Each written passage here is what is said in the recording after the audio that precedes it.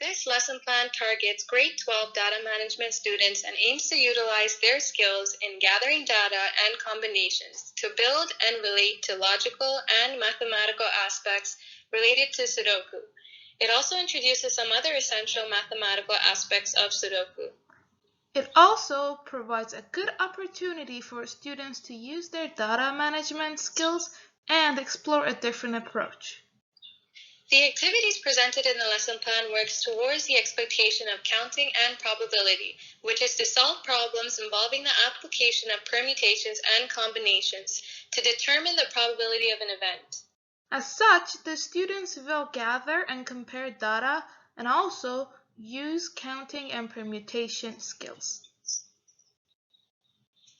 This lesson plan is built around Sudoku.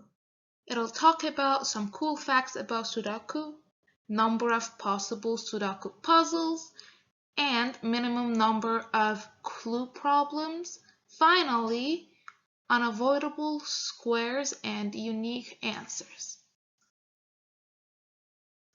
It is very important that all of the students know what a Sudoku puzzle is and they know how to solve a very basic Sudoku. To do this, a poll is recommended. There is a link on this slide that takes students to answer whether or not they know how to solve a Sudoku puzzle. Based on the results, if some students didn't know how to solve a Sudoku, then there is a slide specifically made for this situation. Slide number 4 introduces rules of Sudoku puzzle and also teaches 4 different strategies on how to approach a Sudoku puzzle and how to solve different cells of a Sudoku puzzle. However, if all students knew how to solve a Sudoku puzzle based on the results, there is a Kahoot questionnaire made and is linked also on this slide.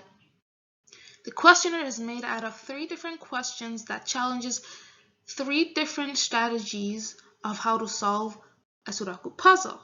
If all students did really well on this Kahoot, it is safe to move on to slide number 5 and start with the combination lectures. However, if they did not do very well, it is recommended to take slide number 4 and teach the basic strategies if there is enough time for the class. To introduce Sudoku, teachers should introduce the objective of the Sudoku puzzle, which is to fill a 9x9 grid or chart with digits so that each column, each row, and each of the 9 3x3 subgrids highlighted in the Sudoku puzzle contain all of the digits from 1 to 9. However, there's 3 rules that should be mentioned. And number 1 is that each row must contain all the digits without repetition. Number 2, each column should contain all the digits without repetition. And number 3, each of the 9 3x3 subgrids must contain all the digits without repetition. Afterwards, to introduce the how to solve a Sudoku puzzle, there are 4 strategies recommended that a teacher can choose to introduce all or some to the students as fit. The first strategy is scanning in one direction, which the 2 9s are in the same row. So while scanning in a row, you can see that the top row does not have a 9, and the only place that the 9 and the top row can be placed is between 1 and 4. The second strategy is called scanning in 2 directions. So over here, we are scanning in rows and columns. So if we look at the 1s, the 2 top rows include 1s, and the third row needs a 1, but there is 2 different places that we can place this 1. either to the right of the 6 or left of the 6. Here, we look at the columns at the same time. The columns that those two grids, those two places are in, one of them already includes a 1. Therefore, the only possible place for 1 can be to the right of the 6. The third strategy is searching for single candidates. Over here, we are looking at a space. If you look at the space that it is filled with a blue 2, if you are looking to find out what number that place can be, we look at all of the directions. So we look at all the numbers that are in the same row as this place, in the same column as this place, and in the same 3x3 grid as this place. And we find that all of the numbers except 2 are either in the same row, same column, or same 3x3 grid, other than 2. Therefore, we place 2 in this place. The last strategy is called searching for missing numbers in rows and columns. In the row that the blue 6 is placed, we can see all of the numbers except 6 and 7 have been placed. Now, if we take 6, we cannot put it in where it is highlighted with red because there is already a 6 in the column. Therefore, we must put the 6 on the only other spot that's empty, which is right beside 5. These strategies can be explained and even practiced if necessary.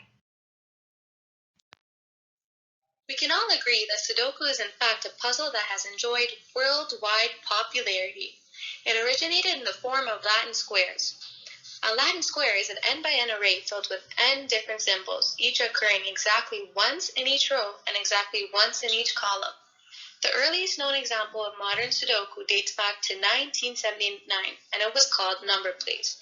Then in 1986, when it was published by the Japanese puzzle named company Nikolai under the name Sudoku, meaning single number.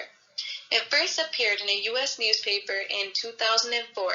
When it became a world hit in 2005, it is estimated to be the biggest phenomenon since the Rubik's Cube in the 1980s. What's interesting is that although Sudoku is just a number game, it is known to have some beneficial impacts on human brain. Who have heard of Sudoku health benefits? Now you can take some comments of students who have something to say, want to share something, or you can continue. It helps reduce emotional overthinking and panic or anxiety, and improves focused mind and thought patterns for those with Alzheimer and dementia. Overall, it is an exercise for the brain. Solving it regularly helps with alertness and mental development. There is a study on Sudoku health benefits for both young and old people, on both young and old people's brain. I've shared the link in the slide if you're interested. The teacher then should introduce the first topic by mentioning that the first task is to investigate whether or not the students can use their counting knowledge from the course to find out how many different Sudoku grids exist. Teachers may use a whiteboard or a blackboard to state the problems for students before showing the answers on the slide. To begin with, students are going to evaluate whether they can calculate the number of different grids if there was no rule or restriction about reputation of numbers. No restriction means all the cells can be any number from 1 to 9. And there are 9 multiplied by 9, which equals to 81 cells on a Sudoku grid. The same way as counting, we can multiply 9 81 times to itself, and we will have 9 to the power of 81 different complete Sudoku grid of size 9 by 9. Then the teacher can ask students to do the next 3 steps. For the first step or task, ask students to consider a Sudoku that only requires no repetition for rows.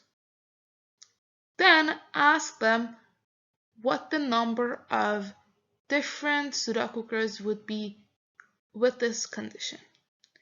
Give the students 2 minutes to think about this, and if they needed an extra hint, state that when filling any row in the Sudoku and considering the number of choices moving forward, the more we fill in, the less options we have left to choose from for the remaining cells in the grid.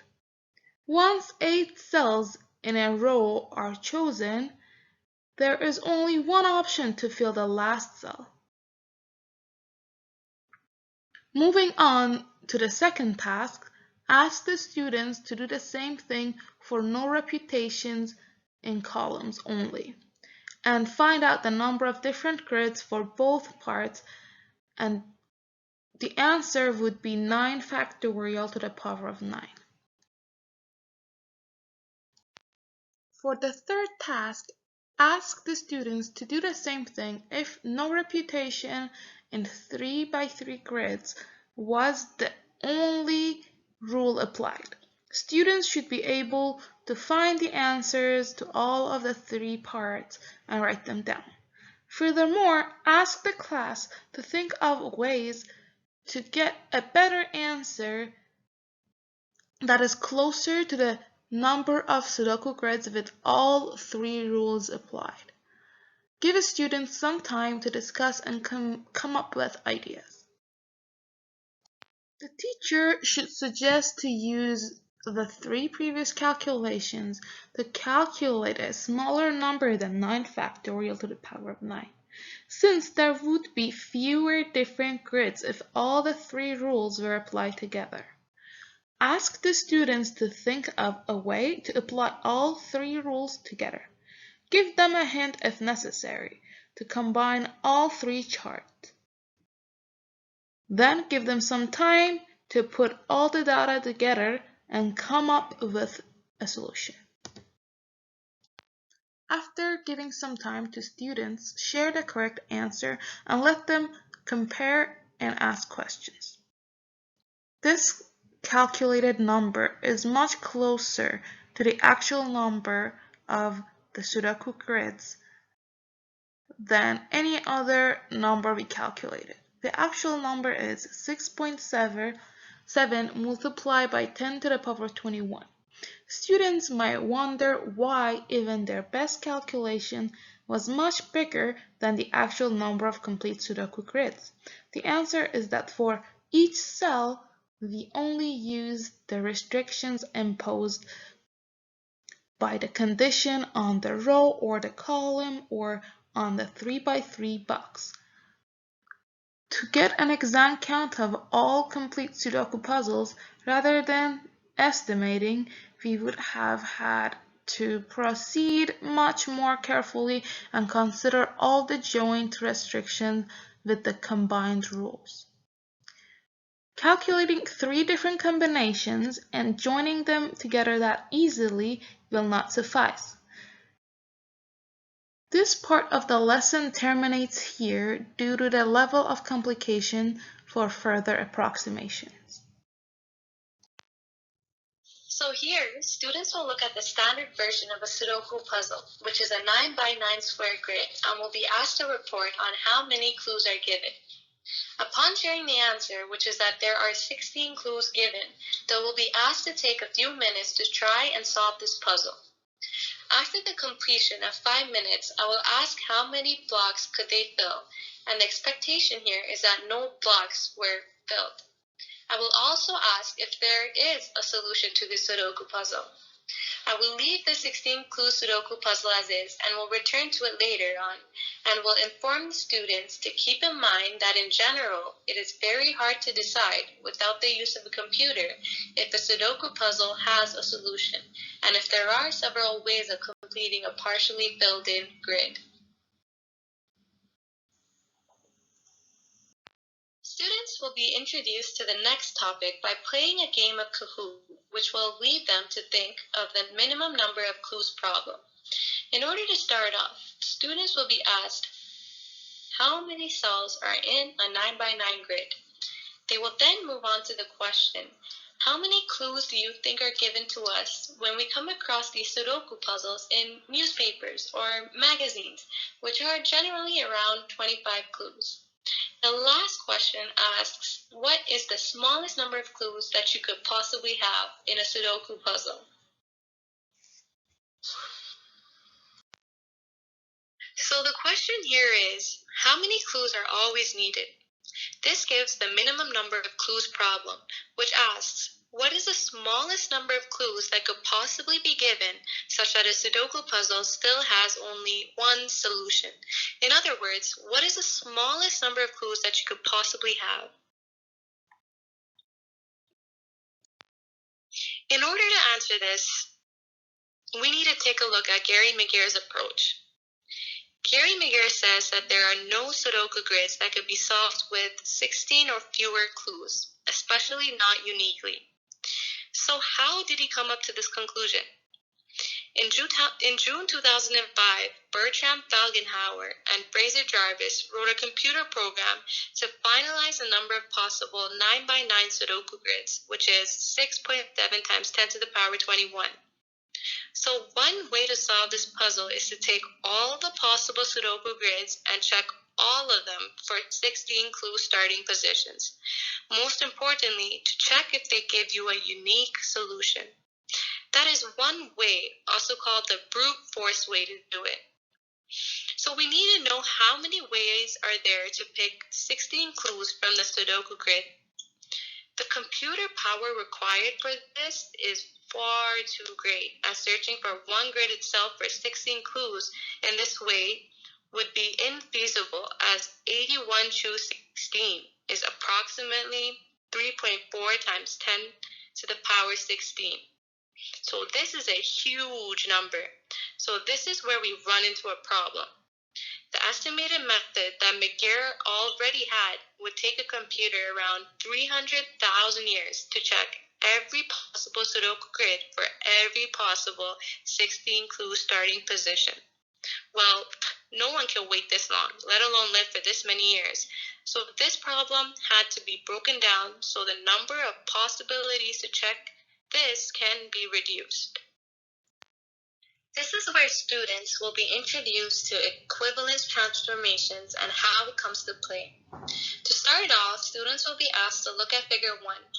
Upon looking at Figure 1, they will be asked if they swap the first two rows, the highlighted parts in yellow, would it still make a valid Sudoku grid? They will be given a few minutes to think about this and will be asked to share their answers. And the answer should be yes. If you take the first two rows and swap them over, it would still give you a valid Sudoku grid. Similarly, students will then be asked to move on to Figure 2 and will be asked if they can say the same if they swap the first three rows. The answer is yes. If you took any one of those first three rows and swapped them over, you would get a valid Sudoku grid. The same is true for the next three rows, and they will be asked if it's also true for the next two rows. So you swap them over, you get a valid grid. Then moving on to Figure 3, they will be asked to take a look at the bands. So a band is a set of rows 1 to 3, rows 4 to 6, or rows 7 to 9. As in the slide, they are highlighted in different colors to display the various rows and the bands. So if you take these bands and swap the band over, you get a valid grid. The same can be said about the columns. So just like this, rotating the grid, or taking its transpose, or interchanging the first with the second row, none of which alter the property of containing a 16-clue puzzle. Technically, this introduces an equivalence relation on the set of all completed Sudoku grids, where two grids are equivalent if one may be obtained from the other by applying one or more of these equivalence transformations. This gives a family of Sudokus that tells us that all you only need to search for is this one representative from each family or grid equivalence class for 16-clue puzzles to solve the Sudoku minimum number of clues problem of Sudoku grids. And so with further research, teachers will inform the students that it was concluded that there are 5,472,730,538 families. And so the simplification came down to checking one representative from each family. Fortunately, this reduces the number of 16 pre-filled clues that they had to check.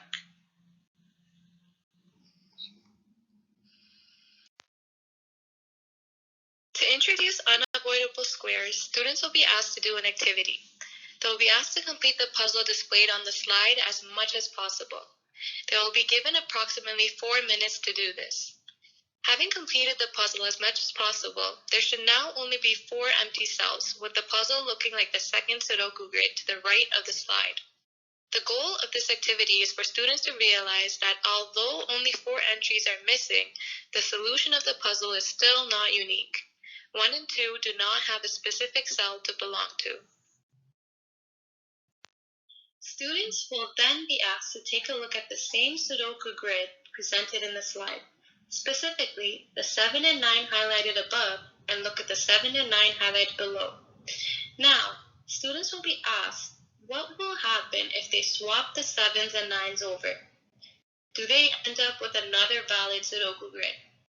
They will be given a few minutes to think about this and will be asked to share their answers. Teachers will inform the students that in fact, yes, you do get another valid Sudoku grid. The teacher will inform the students that you don't want to get 2 possible answers for a Sudoku puzzle. So to end up with a unique solution, one of the clues has to be one of these 4 numbers, because a puzzle not having any of these 4 as a clue would have at least 2 completions and therefore not be a valid puzzle. Teachers will then define these as unavoidable because we cannot avoid having a clue from it. So at least one of your clues has to be from those squares. So if you can find the unavoidable squares, that reduces the number of 16 clues you have to check. The teacher will sum up this process by stating that you first look for unavoidable squares. Then you go ahead and look for these representatives from families of Sudoku grid. Then started to by brute force with the computer, analyze them. So here's a fun fact that the teacher can share with their students. It took 7 million computer hours to do this. This journey began in January 2011 and finished in December 2011. At the end of the research, it was concluded that you could not get a 16-clue puzzle from all these Sudoku grids. And so, 17 is the smallest amount of clues needed to solve a Sudoku grid uniquely. This homework question will test the students' understanding of identifying unavoidable squares and explaining what they are.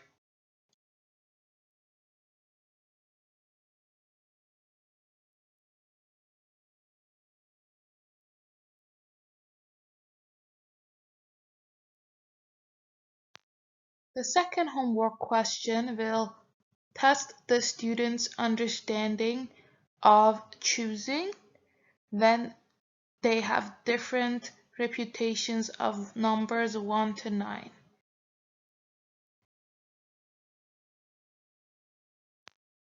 The second homework question will test the students. The duration of this lesson plan is approximated to be 1 hour, excluding slide number 4, which is the slide including the explanation of Sudoku and the strategies on how to solve a Sudoku puzzle. The 10 to 15 minutes extra can be either given to slide number 4, or they can be given to solve homework problems in class. Thank you for listening to our lesson plan.